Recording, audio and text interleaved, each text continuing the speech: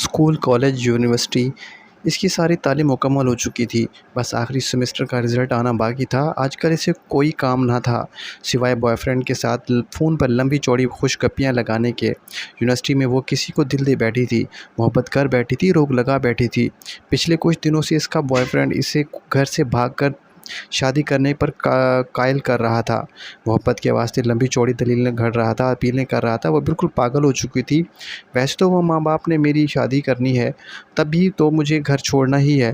ویسے بھی میں اب اپنی میچور ہوں، اعلیٰ تعلیم یافتہ ہوں، اگلا باگلا ہوں، اپنے فیصلے خود کر سکتی ہوں۔ ویسے بھی وہ لڑکا میری محبت ہے، والدین کو بھی بتا دوں تو بھی وہ بھی میری شادی اس سے کبھی بھی نہیں ہونے دیں گے، کیونکہ وہ تو میرے لیے کزن کو پسند کرتے ہیں۔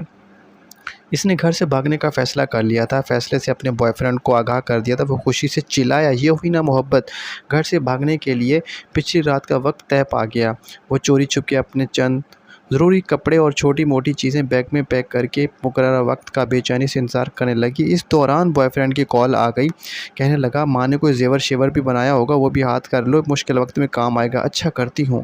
اسے پتہ تھا کہ ماں نے اس کے لیے زیور سونے کے زیورات بنا کر رکھے ہوں گے۔ وہ ماں کے کمرے سے زیور نکالنے کی ترکیب سوچنے لگی۔ وقت بہت کم تھا۔ وہ جیسے ہی ماں کے کمرے کی طرف بڑھی، ماں کمرے کا دروازہ کھول کر باہر آ گئی۔ ایک لمحے کے لیے وہ ماں کو سامنے دیکھ کر سکتے میں چلی گئی۔ میری شہزادی، اتنی رات گئے تم جاگتی پھرتی ہو، اور یہ تیار ہو کر کہاں جا رہی ہو؟ وہی تو بتانے آ رہی تھی، رات لیٹ فون آیا تھا، یونیورسٹی والوں نے ایمرجنسی کچھ کام سے بلایا ہے، میری کچھ دوست بھی جا رہی ہیں، آپ سو رہی تھیں، ڈسٹرب نہ ہوں اس لیے آپ کو اس وقت نہیں بتایا۔ اس نے خود کو سنبھالتے ہوئے جھوٹ گھڑ دیا تھا۔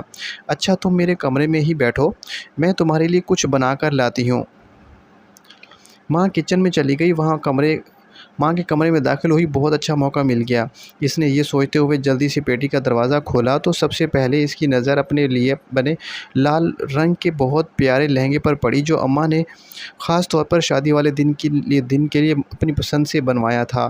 ماں اکثر کہا کرتی تھی، جب میری بیٹی اسے پہن کر دلہن بنے گی تو شہزادی لگے گی۔ شہزادی، ایک سے بڑھ کر ایک اچھا سوٹ، بہترین بستر، ڈنر سیٹ، ٹی وی سیٹ اور نہ جانے کیا کیا سامنے آ رہا تھا۔ بہت قیمتی اور خوبصورت چیزیں تو ایسی تھیں جو ماں نے چوری چوری بنا رکھی تھیں، جن کا علم آج اسے ہو رہا تھا۔ چیزیں الٹ پلٹ کرتے کرتے آخر زیورات اس نے ڈھونڈی نکالے، لیکن اس کا دل و دماغ زیادہ چکرا گیا تھا، زیورات اس سے اٹھائے نہیں جا رہے تھے۔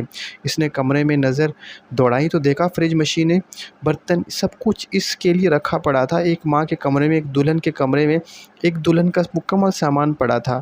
ضمیر نے اسے جھنجھوڑا، وہ سوچوں میں گم ہو گئی۔ ماں کی کوکھ سے جنم لینے سے لے کر اب تک ماں باپ نے میرے لیے کیا نہیں کیا۔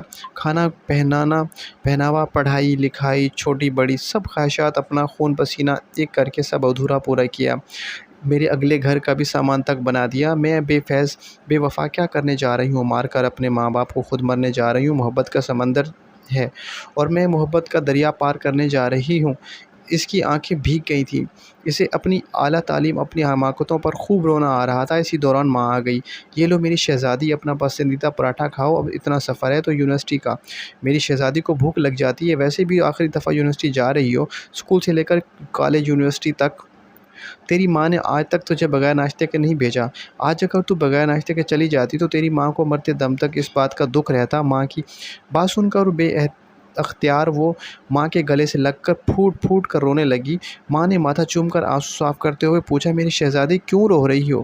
وہ نظریں چراتے ہوئے کہنے لگی، ماں مجھ سے کتنی محبت کرتی ہو نا، یہ بھی کوئی بات ہوئی؟ اب ماں سے بڑھ کر بھی بھلا کوئی محبت کر سکتا ہے؟ اس دوران اس کے موبائل کی گھنٹی بار بار بجنے لگی۔ اس نے کال کاٹتے ہوئے میسج لکھا، سوری میں نہیں آ سکتی اور کبھی نہیں آ سکتی، کیونکہ مجھے میری محبت میرے گھر سے ہی مل گئی ہے۔ یہ جو ماں کی محبت ہوتی ہے نا،